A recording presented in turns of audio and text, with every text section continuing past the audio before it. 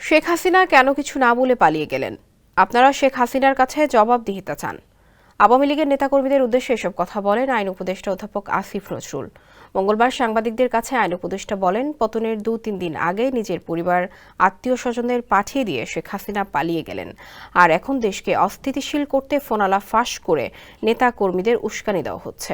এর আগে সোমবার রাতে শেখ হাসিনার নতুন ফোনালা ফাঁস হয়। সেখানে ডক্টর ইউনূসকে গণহত্যাকারী অবৈধ সরকার হিসেবে অভিহিত করা হয়। 5 আগস্টের পর আনুষ্ঠানিক কোনো বক্তব্য না দিলেও কয়েকদিন পরপরই ফোনালা ফাঁস করা হচ্ছে। এগুলো সবই উদ্দেশ্যমূলকভাবে ছড়ানো হচ্ছে বলে দাবি করছেন অন্তর্বর্তী সরকারের উপদেষ্টারা। এদিন আসিফ নজরুল বলেন, কারো পছন্দে নয়, হাইকোর্ট ও আপিল বিভাগের বিচারক নিয়োগ হবে আইনের আলোকে।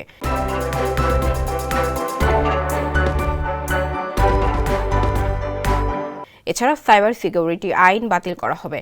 এমনকি 1 জুলাই থেকে 5 আগস্ট পর্যন্ত দায়ের হওয়া সব ফৌজদারি মামলা বাতিল করা হবে বলে নিশ্চিত করেন তিনি।